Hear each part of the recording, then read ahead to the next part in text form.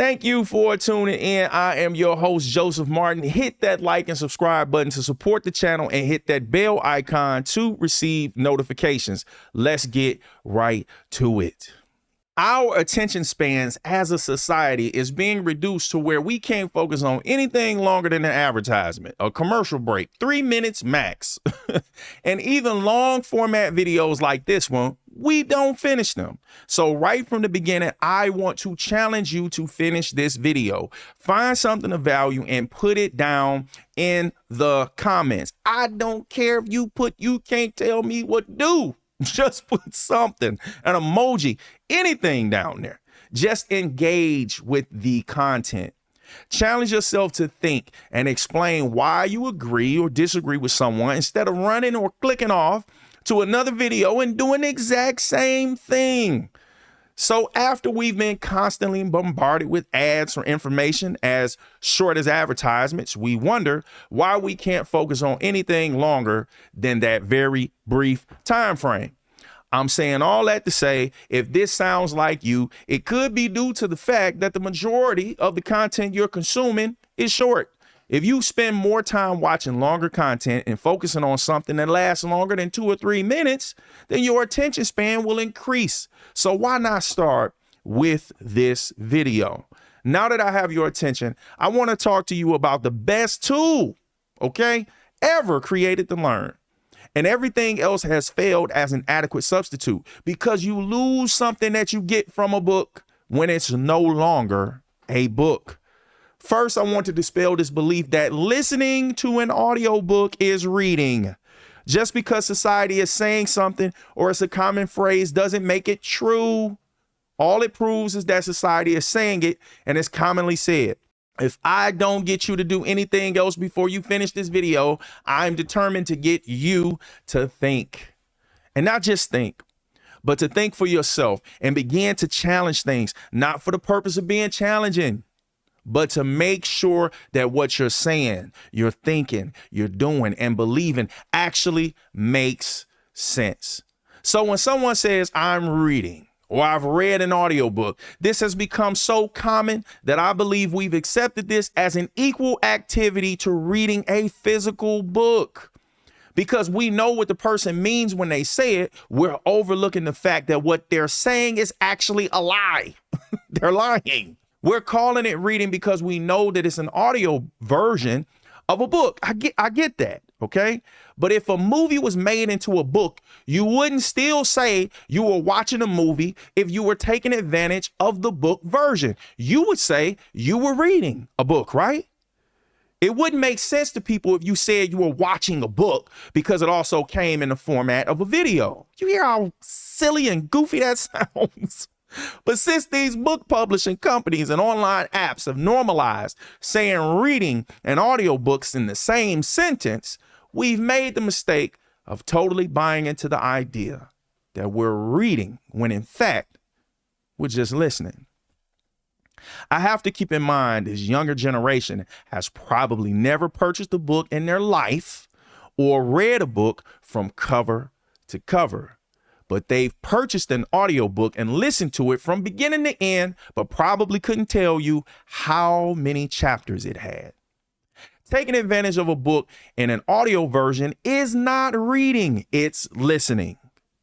Think of it like taking a reading test. A reading test will never be given to you in an audio format because you can't be tested on your ability to read if you're not reading. One thing I want you to do is be aware of convenience. Convenience has a way of being used as a selling point, often at the expense of you losing something else. Remember, you're buying something for a reason, and that reason should be bigger than its convenience. Here's an example. If you buy a gym membership, your desire to use it and get in shape should be greater than your convenience of it being close to your home or job. That shouldn't be the greatest selling point about the gym membership. The number one reason people prefer audiobooks that I've found is convenience. Another problem with convenience is there's always a trade-off. You just need to find it. Now, before you can understand a trade-off, you need to understand what I call the law of comparison. When you study or analyze something, part of understanding it is comparing how it's different from something similar or comparing it to its opposite. In this case, we would compare the pros and cons of a book versus an audiobook. Sometimes the trade-off is negative and sometimes it's positive. The trade-off with using an audiobook instead of a book, in my opinion, is negative. You lose a lot of the benefits you gain from reading a physical book when you compare it to listening to an audiobook. About a month ago, I uploaded a YouTube short titled, "Are Audiobooks Better Than Books?" It's not even close. And I'll put a link to that video up on the screen or down in the description. Matter of fact, and down in the description. Here's an important part about sharing your thoughts that some people aren't prepared for when they rush to open their mouth. People are going to have and are free to have an opposing view to your position or ideas. Everybody is not going to agree with you. And I believe that's a good thing, because we shouldn't be more concerned about being right than we are about being educated. Because when you know everything, you learn nothing. If your view is better than mine, explain it to me so I can see it for myself and compare it. If it makes more sense or I find it more useful to my goals, I'll adopt it. I knew when I made that YouTube short, I purposely left out the benefits of what reading a physical book had to offer compared to listening to an audiobook.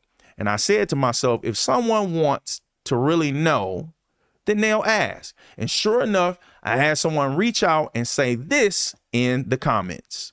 Here's that short so you can get some context. There's no such thing as reading an audiobook. You can listen to it, but you're not reading it. Reading a physical book is like going to the gym and working out.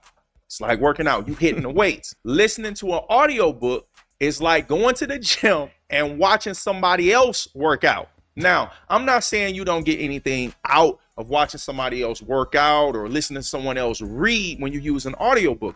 What I'm saying is that the benefits you get from it are different. The benefits of reading a book, a physical book, far exceed those of listening to an audiobook, hands down. The only area I believe audiobooks have physical books beat is convenience. So you need to ask yourself, are you reading a book for convenience, or are you reading a book to get the most out of it? Okay. All right, there we go. So now we're going to go over these comments. The comment came from Supervillains V World 2010, and this was about a month ago. So he said, "This is interesting. Can you list please the benefits of reading a physical book? In my opinion, reading a book is like calisthenics. It builds you mentally from the inside out. Audiobooks are like weights.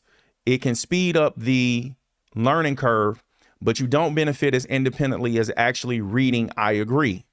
However, the most successful institutions use mainly lectures, which is like a live audiobook.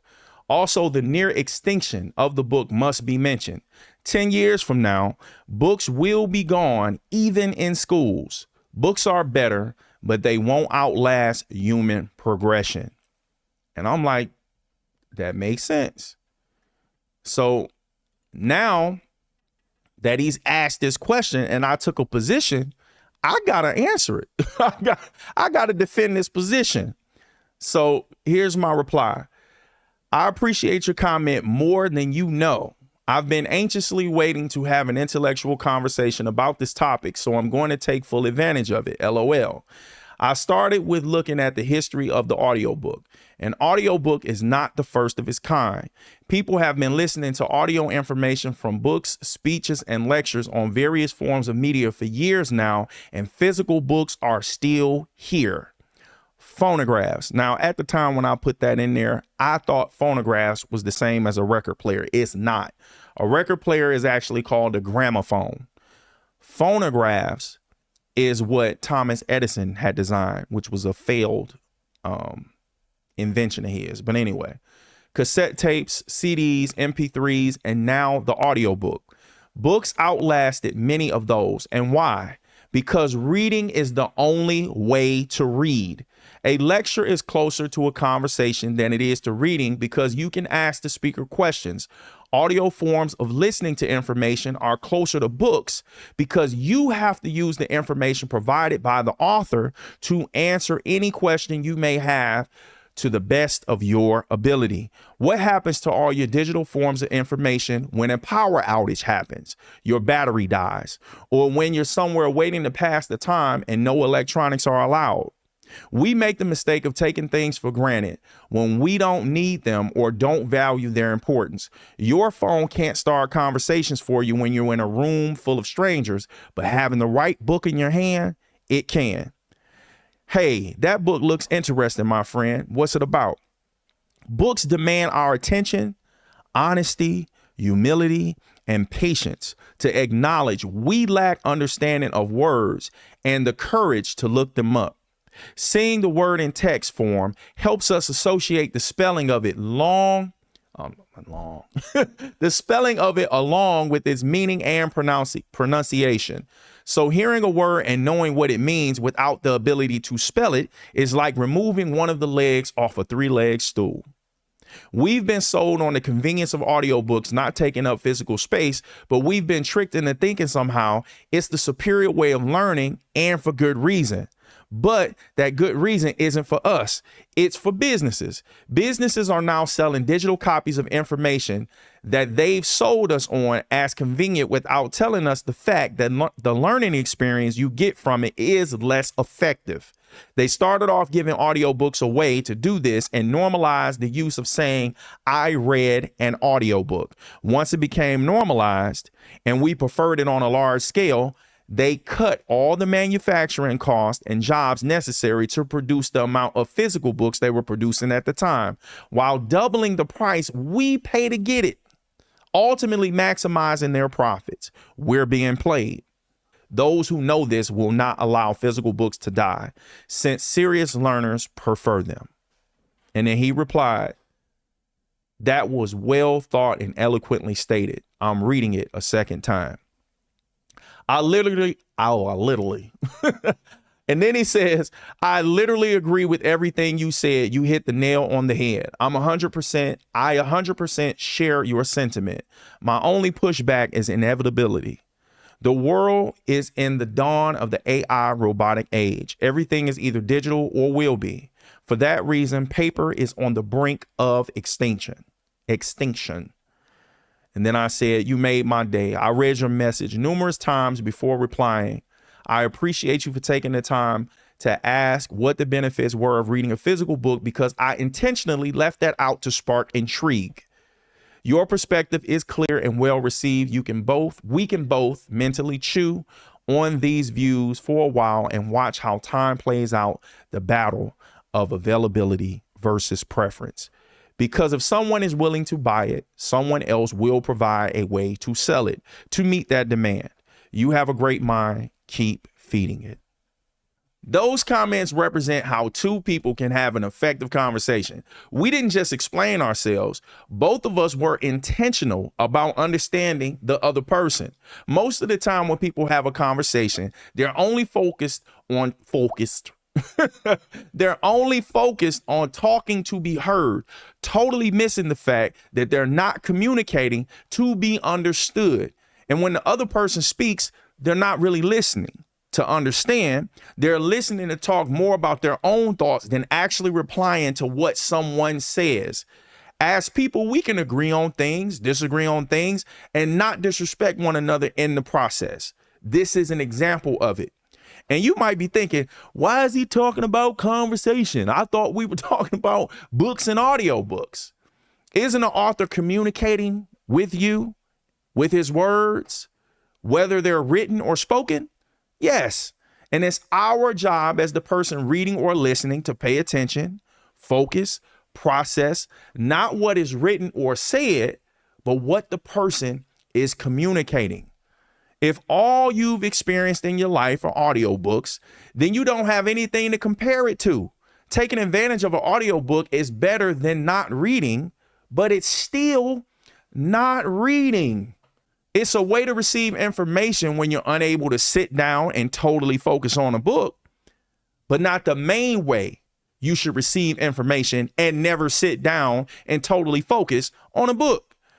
Businesses have spent billions of dollars and countless hours getting you to buy a book, even if they read it for you, summarize it, put it in an app, tablet, phone, computer, whatever.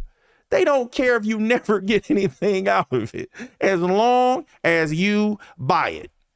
That's the trade-off. For a business that sells books, they make more money off of it if you buy a digital version of it.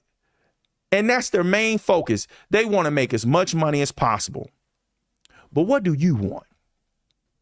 Do you want to read or listen to a book just to read or listen to it? Or do you want to get the most out of it? You want it to cause you to grow, to think, to expand your mind, to elevate you to the next level. If this is your goal, I would hope that you would want the best way to achieve it. And that way is by reading a physical book effectively. And that's what I'm going to teach you how to do on this channel and take you along for the ride while I put what I've learned into action.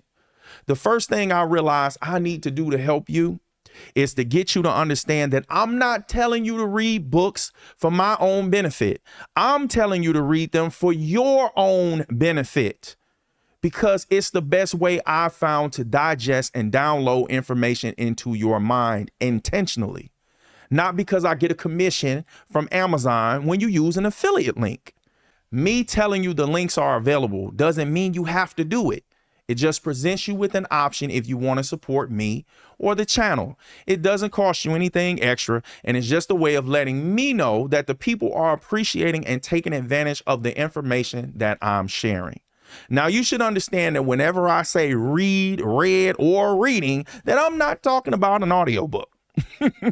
And this is the second video in a series I'm creating to help people, and the playlist for it is going to be titled How to Read Effectively.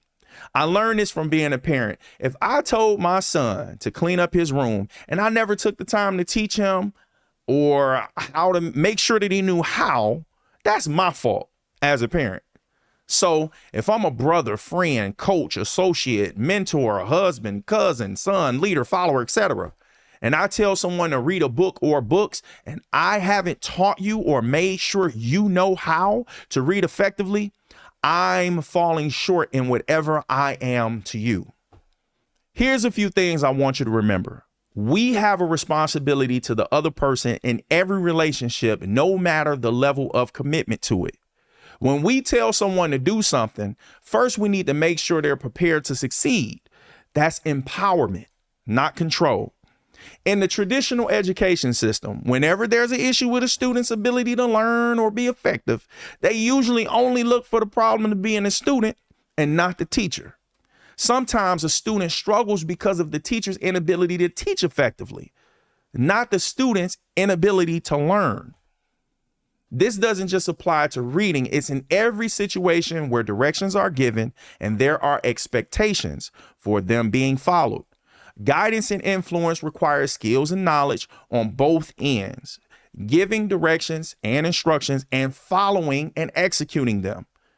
Nobody cares how much you know until they know how much you care. You shouldn't see someone else's success as a loss for you. We all need to level up and grow. If you insist on looking at it selfishly, think of it this way.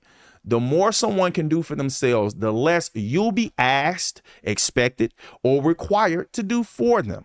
Hence the adage, give a man a fish, he'll eat for a day. Teach a man to fish, he'll eat for a lifetime. Another powerful tool you can add to your arsenal to increase your chances of developing effective reading habits is to surround yourself with other people who are doing the same thing. You can create an account on Goodreads.com to keep track of your reading goals, books, connect with other people, and to connect with me. A link to my account will be down in the description. I go live on YouTube doing a 1-hour study group featuring different books, focus music, vocabulary, quotes, and brief tongue twister right there, brief excerpts from the books that I'm reading. And in the chat, you can share your thoughts, favorite books, and authors, and I'll post some of my favorite chats up on the screen. You already know. I hope that you learned something, and I hope that you earned something. Put your thoughts down in the comments. I want to hear from you and know what you guys think. And if you want to know the #1 reason why everyone should read, check out this next video. Take care and God bless.